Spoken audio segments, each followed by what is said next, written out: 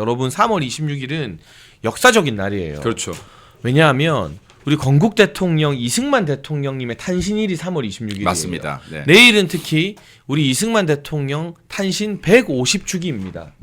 그 역사적인 날에 이재명의 정치 생명이 끝나는 2심 판결이 나올 것 같다라는 거. 전 이거 우연의 일치라기보다는 뭔가 운명의 장난. 이승만 대통령님의 탄신의 기운으로 이재명을 끝내는 약간 그런 뭔가 운명의 수레바퀴가 돌아가고 있는 듯한 느낌을 받거든요. 아니, 너무 교묘하고 너무 말이 안 되는 일이잖아요, 이게. 일단 우리 장해찬 최고의 말씀을 들으니까 제가 약간 부정적인 면도 있었는데 긍정적으로 좀 확 바뀌네요. 네. 아니, 그래서 많은 분들이 사법부 못 믿겠다. 내일 이재명 1심에 이어 2심에서 뭔가 무죄 나오거나 100만 원 이하 나오면 어떻게 하느냐 걱정들을 하시는데, 일단 김민수 대변인님, 내일 오후 2시에 선고가 있습니다. 이재명 재판 어떻게 보십니까? 일단은 지금 이제 당연히 법리로 따진다라고 하면요. 1심에서 지금 1년 징역형과 지금 맞아요. 2년 집행유예가 떴기 나왔죠. 때문에 네.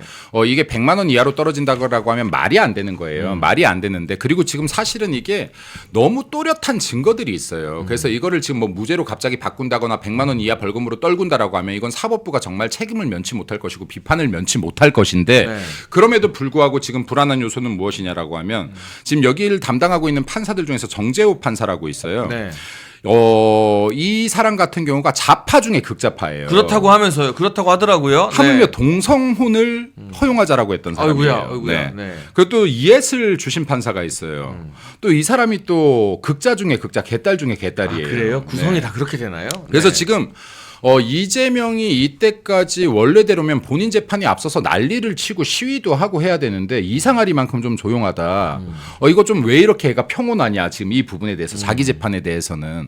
그래서 지금 약간 불안한 구석은 있는데 그럼에도 불구하고 정상적으로 난다면 100만 원 이상은 무조건 나야지 맞는 것이다. 그리고 제가 이거 헌법재판관들한테 헌법재판관들이 아니라 이재명 2심 재판관들한테 이 목소리가 들릴 수 있으면 좋겠는데, 여러분들도 많이 좀 소리 내주십시오.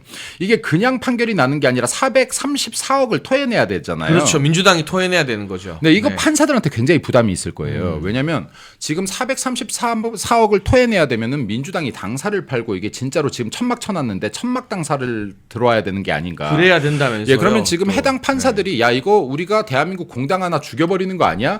라는 부담을 가질 수 있는데, 제가 판사님들께 부담 갖지 말라는 말씀을 드릴게요. 건물값이 엄청 올랐어요. 그래서 그 4억만 해도 제가 볼 때 한 8,900억 갈 겁니다. 갚을 수 예, 있다. 팔고도 반 남는다. 네, 국고에 환수하고도 재산 충분히 남을 거니까 법리대로 판단해라. 아니 네. 지금 광화문에 민주당이 천막 차려놓고 그 불법 천막이잖아요. 제가 그것도 거기를 당사라고 하는데, 아니 그럼 여의도 당사 팔고 천막 당사 계속 쓰면 되겠네요. 제가 그래서 어제 방송에서 그랬어요. 오세훈 네. 시장님한테 방송에서 네. 너무 급하게 치우지 마라. 얘네들이 지금 이걸 예견하고 네. 쳐놓은 걸 수도 있으니. 400억 토해낼 거 물어내느라 당사 팔 거 예견하고 천막을 친 걸 수도 있으니. 네. 이런 농담을, 이거는 제가 농담 삼아 한 얘기지만 네. 사실은 지금 이재명이나 민주당에서 저 천막 당사를 어이구야. 쳤잖아요. 지금 강풍에 무너졌다는 현장 사진이 속보로 들어왔습니다. 민주당의 내일의 모습 같네요. 오늘 네. 바람 많이 불더라고요. 그러네요. 네. 근데 저 천막 당사가 의미하는 바를 전 좀 봐야 된다고 봅니다. 네. 민주당이 의미 없는 행동을 잘 하지 않거든요. 이게 유효하든 유효하지 않든. 지금 이 천막 당사는 두 쪽의 경고를 보내는 것이다. 하나는 지금 내일 이재명 재판부들한테 우리 진짜로 이렇게 천막 당사로 들어올 수 있어. 좀 손 좀 봐줘. 사정 좀 봐줘. 우리 진짜 네. 당사 팔아야 될지 몰라. 네, 당사 팔아야 될 수도 너희 있어. 진짜 우리 당사 팔게 만들 거야라는 무언의 그렇죠. 압박인 거죠. 그것도 극좌파 재판관들이니까 호소하는 그렇죠. 겁니다. 네. 또 한편으로는 지금 민주당 지지자들한테 호소하는 거예요. 만에 하나 우리 진짜로 이거 재판 잘못되면 정말 천막 당사로 올 수 있어. 너희 마지막까지 싸워줘. 얘들 지금 여기 이재명 재판을 위해서 싸워주고, 그리고 윤석열 탄핵될 수 있게끔 싸워줘. 강한 메시지를 보내는 겁니다. 네. 그리고 나서 지금 이재명 대표 무슨 발언들 하고 있죠? 폭력 조장하는 발언들까지 하고 있지 않습니까? 내전 선동을 하고 있죠. 내전 선동까지 하고 네. 있으니까. 물리적 내전이 일어날 것 같다 막 그렇죠. 이러면서. 우리 애국 지금 자유우파에서 평화 시위를 해도 이거를 지금 내란 선동, 내란 동조, 폭력 시위라고 하는 사람들이 지금 이재명 입에서 그냥 내전 선동을 하고 있는 거예요. 맞아요. 내란 선동을 하고 있는 거예요.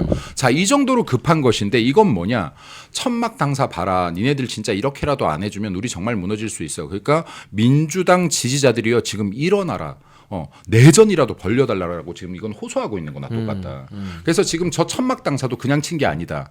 네, 이거는 지금 메시지를 담아친 거다라고 저는 봅니다. 우리 김민수 대변인 열변을 토하는 사이에 이 야희선님께서 슈퍼챗으로 장해찬 김민수 자랑스럽고 멋진 상남자 두 분이라고 응원 보내주셨습니다. 감사합니다. 아유, 감사합니다. 저는 여기서 말을 조금 보태면 너무 많이들 불안해하시니까 여러분 1심에서 김문기 처장 관련해서는 2개 중에 하나는 무죄 줬어요. 그렇죠. 하나는 남아 있고 백현동 완전 다 유죄예요. 근데 제가 이거를 소위 말하는 약간 진보 성향 법조인이나 이런 분들한테도 다 물어봤어요. 김문기 처장 건은 혹시라도 둘 중에 하나는 유죄 나왔잖아요. 그거를 좌파 재판관들이 어거지로 봐주면 무죄가 나올 수도 있대요. 그런데 백현동 재판은 토지 용도 변경을 국토부 협박받고 했다는 그 발언은 이재명을 대법원에서 살려줬던 권순일 전 대법관, 화천대유 로비 받은 사람이잖아요. 그런 사람이 돌아와도 이거는 무죄를 주고 싶어도 도저히 무죄를 줄 수 없는 그 빈틈이 하나도 없대요. 뚜렷한 증거가 있으니. 왜냐하면 우리가 재판을 받으면 나한테 유리한 사람을 증인으로 신청하거든요. 예를 들면 제가 재판받을 때 저에게 좋게 말해줄 사람을 불러요. 그러면 김민수 대변인님 저 평소에 좋아하고 잘 아니까 저 억울한 거 알죠? 좀 나와주세요. 이렇게 신청해요. 그럼 제가 김민수 대변인 부르면 김민수 대변인이 그 재판장에서 장해찬은 좋은 사람입니다라고 하지 장해찬 나쁜 놈이야라고는 안 하잖아요. 내가 불렀으니까. 그렇죠. 이재명 재판은 2심에서도 여러분 아직 많이 모르시던데 이재명이 부른 사람들이 재판장에 나와서 맞아요. 다 이재명한테 나쁜 이야기하고 갔어요. 맞아요. 이게 여러분 많이 지금 탄핵 국면에서 화제가 안 돼서 그렇지 성남시 전직 공무원들이 다 하나같이 우리는 협박받은 적 없고 국토부 그런 메일이나 이런 거 협박으로 생각한 적도 없고 윗선에서 이걸 협박으로 느낀다는 소문도 들어본 적이 없다라고 이재명이 부른 증인들이 다 이재명 얼굴에 먹칠하고 가버렸어요. 맞습니다. 이거는 빠져나갈 도리가 없대요, 진짜로. 그래서 이게 지금 방금 최고께서 말씀하셨지만 이게 사실 빠져나갈 구멍이 있으면 안 되는 판결이에요. 그러니까요. 네. 근데 만에 하나 정말 만에 하나라도 이 판결이 잘못된다면 이건 대한민국 법치가 이미 무너진 것이다. 그래서 그리고, 예. 결론적으로 1심에 징역 1년 집유 2년이 그대로 유지될지는 모르겠어요. 뭐 김문기 처장 사건 2개 중에 하나가 또 마저 무죄가 되면 일부 감형은 되겠죠. 근데 벌금 100만 원 이하 그게 문제가 아니라 100만 원 근처로도 안 간다.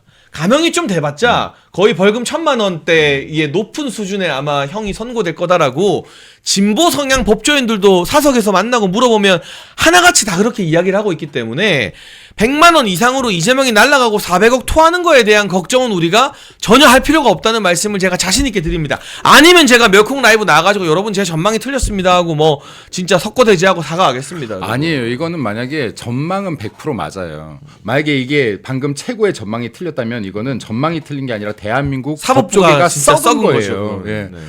그래서 이거는 우리가 어쨌든 이승만 대통령 탄신일이기도 하고 좋은 결과를 기대하도록 하고요. 그리고 이게 좋은 결과가 나오면 대통령에 대한 기각도 더 탄탄해지지 않겠는가. 그렇죠. 네. 이재명 끝나면 이제 헌재 재판관들 중에 그럼요. 고민하는 사람들도 눈치 볼 사람 없어지는 거니까. 눈치를 확 안 보게 되죠. 이제. 네, 네. 그게 이제 마지막까지 버티는 원동력이 될 거라고 생각을 합니다. 맞습니다. 그리고 이런 이야기도 꼭 짚고 싶어요. 한덕수 복귀시키니까 네. 효능감이 느껴지잖아요. 그럼요. 첫 번째 일정으로 산불 진화 지시하고 범정부적 총력 대응. 네. 최상목 대행이 할 때랑은 무게감이 일단 다른 게 느껴집니다. 그럼요. 총리는 국회 인준을 거친 자리이기 네. 때문에 정당성 측면에서도 비교가 안 되고요. 국무위원들 다독이면서 그동안 고생했다. 우리 국민만 바라보고 일하자. 이게 윤석열 대통령 직무 복귀했을 때 국정 안정화가 빠르게 될 수 있도록 한덕수 총리가 오랜 경험 바탕으로 지금 밑그림을 그리는 거잖아요. 맞습니다. 그러면서 우리 국민들은 좌우도 원하지 않는다. 앞으로 가는 걸 원한다. 극한의 대립 너무하다. 이건 무슨 네. 뜻이냐? 아주 완곡하고 점잖게 민주당 너네 진짜 그만해라. 언제까지 탄핵하고 난리를 칠 거냐. 아니 장애 집회가지고 뭐라 하더니 너네 왜 천막 당사 치고 난리냐. 이런 이야기거든요. 한 총리의 복귀 후의 행보와 모습들은 좀 어떻게 평가하세요?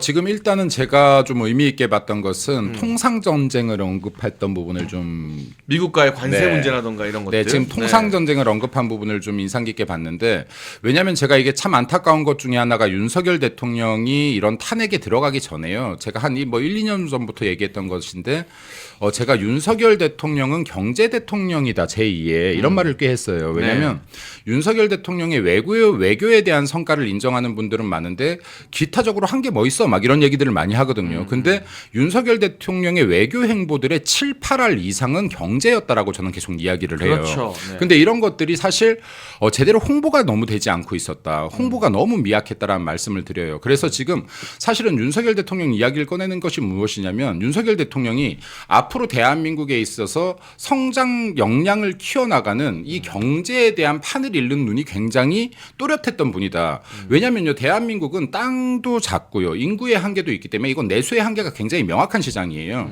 그렇기 때문에 윤석열 대통령이 지금 수많은 외교를 통해서 어떤 것들을 했냐면 대한민국의 내적 역량이 강한 것들 뭐 예를 들어서 반도체라든지요. 그리고 조선이라든지 그리고 지금 여기 원자력이라든지 이런 부분에 대해서는 외국으로 수출 판로를 열므로써 세계를 우리의 시장으로 만들려고 했고요. 그렇죠. 또 외국의 자본을 우리나라에 유치하기 위해서 굉장한 노력을 많이 했습니다. 그리고 성과도 있어요. 이건 데이터가 명확하게 있어요.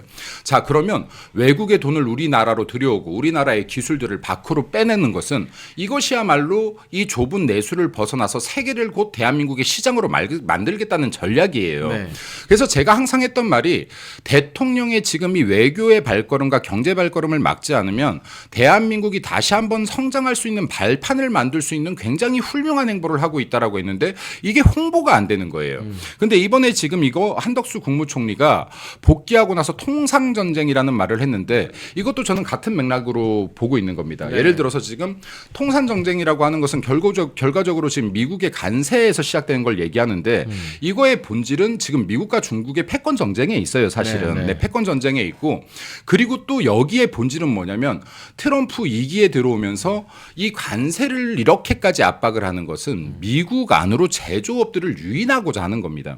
유인하고자 하는 거라서 제가 이건 뭐 감히 장담한다라고 하면 미국이 이게 어느 정도 안정화가 되기 시작하면은 세금도 낮출 거고요. 다시 관세도 낮추는 정책을 분명히 펼칠 겁니다. 네. 그럼 이 말은 뭐냐면 이 안에서 우리가 위기만 느낄 것이 아니라 기회를 찾아야 되는 것인데 위기 속에 기회가 있고 이 기회를 잘 탈 수 있다라고 하면 대한민국이 성장 발판을 한 번 더 만들 수 있다라는 거예요. 예를 들어서 지금 윤석열 대통령이 만에 하나 탄핵 소추가 되지 않고요. 지금 트럼프 2기와 같이 호흡을 맞추고 있었다면 저는 엄청난 시너지가 났을 거라고 생각합니다. 그렇죠. 근데 이 공백기가 있었거든요. 이 공백기에서 지금 가장 중요하게 생각한 것이 한덕수 국무총리가 경제로 봤다. 그리고 지금 제가 아까 이 시너지를 그냥 말씀드리는 게 아니라요. 미국 트럼프 2기가 시작되면서 이미 우리나라에 제안을 했어요. 조선이나 반도체에 대한 협력을 제안을 했거든요. 이 제안으로 인해서 벌써 부울경 쪽의 산업들이 들썩들썩하고 있어요. 자, 이러한 기회를 우리가 잘 활용할 수 있다라고 하면 거꾸로 대한민국이 중국에 대한 수출 의존이나 이런 부분들을 낮추고 제조업 의존도를 낮추고 다시 한번 더 큰 시장으로 뛰어들 수 있는 기회도 충분히 만들 수 있다. 그리고 이 기회를 제대로 살리고 미국과의 협력을 강화한다라고 하면 대한민국이 경제적으로 일진보할 수 있는 한 걸음을 더 만들어낼 수 있다라는 측면에서 저는 한덕수 총리가 나와서 통상 전쟁에 대해서 이야기하는 것이 가장 좀 포인트였다라고 보고요. 그 윤석열 대통령이 만약에 복귀하게 된다라고 하면 미국과의 협력 관계를 바탕으로 대한민국을 경제적으로 성장하는 기틀을 만들 것이라고 저는 확신합니다. 그래서 윤석열 대통령 반드시 복귀가 되어야 되는 것이고요. 여러분들께서도 지금 미국으로 인해서 여러 경제적인 걱정 고민들이 많으실 텐데 윤석열 대통령이 복귀되는 순간 대한민국이 비록 바로 가시적인 성과는 보이지 않을지라도 성장하는 발판을 만들어갈 기대를 하셔도 좋다라는 말씀 제가 드리고 싶습니다. 그러니까 우리 한덕수 총리는 철저하게 네. 나는 대행이기 때문에 윤석열 대통령이 해왔던 것만 하겠다. 네. 그러니까 대통령의 기조를 따르겠다는 맞습니다. 의지를 보였기 때문에 네네. 복귀하자 보이는 네. 모든 행보나 이런 것들이 윤석열 대통령의 말씀하신 경제 외교 기조를 그럼요. 그대로 따라가는 거거든요. 네네. 내가 액팅 프레지던트다라면서 맞아요. 좀 네. 나댔던 최상목 대행과는 결이 다르다. 그러니까 훨씬 더 우리가 안정감을 느낄 수밖에 없는데 중요한 건 민주당이 이런 한덕수 총리를 복귀 하루 만에 또 탄핵하겠다고 협박을 하고 있습니다.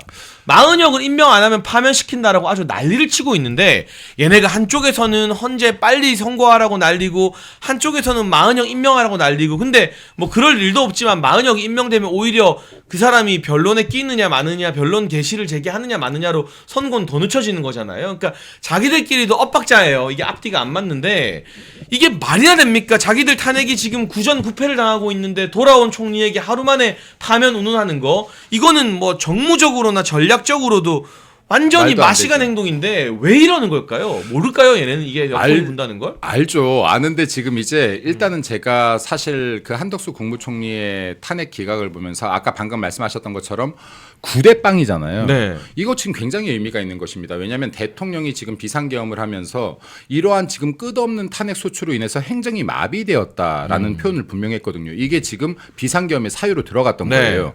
근데 지금 9건에 대해서 판결이 나는데 9개 다 기각이라고 하는 것은 대통령의 말이 맞았음을 지금 헌재도 인정한 거랑 똑같습니다. 네. 네, 그러면 야 원래대로 하면 탄핵 소추의 목적이 뭐죠? 면책시키겠다는 거 아닙니까? 그렇죠. 네, 이거 지금 탄핵을 시키는 게 탄핵 소추의 목적인데 지금 민주당이 이때까지 이렇게 수많은 탄핵 소추를 시켰던 것은 탄핵이 안 될 걸 알면서 시켰다.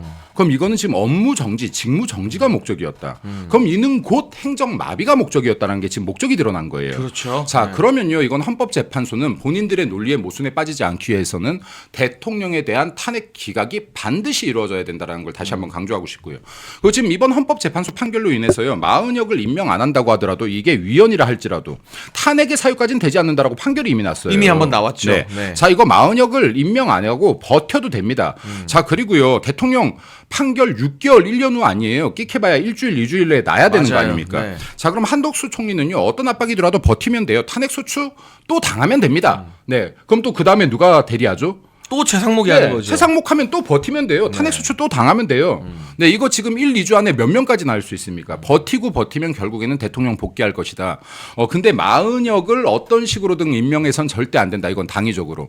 이거는 지금 대통령의 탄핵 심판에 영향을 미칠 수 있다 없다도 있지만 이런 자가 6년이나 임기를 하게끔 만들어서는 안 된다. 대한민국 헌법재판소에. 그러니까 네. 결국 이제 민주당이 또 마은혁에 목매는 건 대통령 탄핵 심판에서 지금 6표가 안 모아줬다는 어떤 초조함 때문도 있지만 그렇죠. 더 나아가서 6년 동안. 6년 네. 동안 온갖 악법들을 온갖 말도 안 되는 헌법 개정을 마은혁을 통해서 자기들 마음대로 바꾸겠다. 확실한 우리 편 한 명을 네. 두겠다. 그리고 결정적으로 이재명의 재판 내일 이제 하잖아요. 그럼요. 유죄가 나오면 이 공직선거법 자체를 완전히 위헌으로 만들겠다고 이재명이 지금 계속 위헌 제청하고 있잖아요. 마은혁이 그거 해결해줄 해결사인 거예요. 그럼요. 행동대장인 맞아요. 거예요. 네. 예. 그러니까 이게 이재명 입장에서는 대통령 탄핵 심판에 6표 안 모이는 것도 불안한데 우리 행동대장 마은혁이 들어가가지고 옛날에 사회주의 운동할 때처럼 공직선거법이 지금 이 시대에 맞냐 이거 위헌이다 막 분위기 만들고 윽박 지르고 해가지고 이거를 위헌으로 만들어줘야 자기 죄가 사라지니까 그것 때문에 이 난리를 치는 것 같아요. 그리고 제가 아까 이 헌법재판관을 임명하지 않은 것에 대해서 위헌이라는 판결을 내렸던 거에 대해서 좀 분노했던 이유가 뭐냐면요. 지금 이거 국회가 너무 잘못하는 거예요. 국회에서요. 국회목 3명이 있다라고 해서 여야 합의를 하라고 하는 거는요. 야당에서 안 된다 그러고 여당에서 안 된다 그러면 계속 다른 사람들을 검토해야 되는 거예요. 그럼요. 네. 그럼 여야가 봤을 때 이 사람은 진짜 정치적 이념이 색깔이었구나. 이 사람은 진짜 법리에 의해서 판단했구나 하는 사람만 헌법재판관이 돼야 돼요. 그렇죠. 근데 이걸 지금 각자 편의에 의해서 야당이 2명에 여당이 1명 할게. 이러니까 이렇게 극단적인 사람들이 들어오게 되는 거예요. 지금 이 사람은 지금 이거 지금 그냥 자성향이 아닌 거잖아요. 완전 네. 그냥 일반적인 자성향이 아니라 그러니까 헌재 재판관이 네. 아니라 그냥 재판관도 하면 안 되는 사람인 맞아요. 거예요, 사실은. 그러니까 지금 네. 이런 사람이 지금 대한민국 사법체제의 마지막 보루의 자리에 들어갈 수 있다? 이건 지금 법과 제도를 너무나 잘못 해석하고 오용하는 것이다. 그렇기 때문에 대통령의 임명권을 보장해야 되는 것이고 이거는 국회에서 반성을 하고요. 우리 찢어먹기 나눠먹기식으로 한 명씩 추천합시다. 할 게 아니라 정말로 검토하고 검토해서 정치적 이념 위에 법치를 세우는 재판관들이 헌법재판관도 되고 대법관도 되고 해야 된다. 그게 아니라고 하면 대한민국 법치는 제대로 지켜질 수 없다. 법치야말로요. 민주주의를 지키는 보루이기도 하지만 잘못 악용될 때 독재 권력조차도 정당화시킬 수 있는 제도가 법치라는 걸 절대 잊어서는 안 됩니다. 법치를 잘못 악용하면요. 나치 같은 경우도 법에 의해서 그런 나쁜 짓들을 다 했던 거예요. 뭔가 어떻게 편법으로 그럼요. 이상한 법 만들고 막 그럼요. 해가지고 그렇죠? 법을 만들어서 이거를 내 독재를 위한 수단으로 썼던 겁니다. 그래서 법치가 정말로 악용되면은 이야말로 국민들의 모든 자유를 올가매는 수단이 되어버린다. 그래서 이게 지금 헌법재판관을 추천하는 것이나 대법관들을 추천하는 이 제도들에 대해서 이건 우리들이 다 같이 한번 반성을 하고 이건 역시도 이 부분 역시도 다시 한번 짚어봐야 될 것이다. 마은혁 같은 자는 지금 탄핵 여부를 떠나서 절대 헌법재판관이 돼서 안 되는 자이라는 말씀을 드리고 싶습니다. 정말 중요한 책 소개 하나만 드리려고 합니다. 여러분, 저희 환신골드 옆에 건국 대통령 이승만 1, 2권 세트가 놓여져 있습니다. 이승만 대통령님의 존영이 표지로 사용되는 거 여러분 보실 수 있는데, 올해는요 이승만 대통령 탄신 150주년 되는 해라고 합니다. 그래서 연개소문과 대조영 등 유명 작품을 쓴 유현종 작가가 이 건국 대통령 이승만이라는 실록 소설을 집필했어요. 나라와 국민을 사랑하는 이승만 대통령님의 삶의 여정을 가슴으로 느낄 수 있는데요. 현재 서점에서는 1권과 2권을 4만원 정가 판매 중인데, 오직 멸콩TV 구독자분들께만 택배비 포함해서 4만원의 절반인 2만원에 이 건국 대통령 이승만 1, 2권 세트를 드립니다. 나라를 사랑하는 우리 애국시민 여러분, 멸콩TV 구독자, 시청자 여러분의 힘을 보여주십시오. 아래 번호로 전화 주시면 건국 대통령 이승만 1, 2권 세트를 정가 4만원의 절반인 2만원의 택배비 포함으로 드리니까 이거 정말 인쇄비만 받고 저희가 이승만 대통령 많이 알리고 싶어서 멸콩TV가 준비한 거거든요. 여러분 읽어보시고 자녀분들에게도 권해주시고, 사무실에, 집 서재에 이게 딱 놓여있으면 그걸로 말 필요 없이 인증이 딱 되는 거예요. 맞아요. 제가 참 안타까운 게, 이렇게 이제 젊은 청년들이 이제 연설하는 걸 자주 듣잖아요. 그런데 이승만 대통령 말할 때 자신감이 없어. 잘 몰라. 그리고 네. 항상 이야기하는 게 공과 과 이렇게 이야기해요. 과가 엄청나게 크지만 공도 있습니다라고 하는 정도 유보적인. 우리가 다 전교조들한테 가스라이팅 돼 있는 그래서 거죠, 그런 그게. 거 아니에요. 그 지금 이승만 대통령은요, 공으로 사소한 작은 과들을 다 덮고도 남습니다. 그래서 저는 이승만은 우파 필수 과목이 되어야 된다라고 생각을 해요. 우리 반드시 읽어봐야 되는 책이다.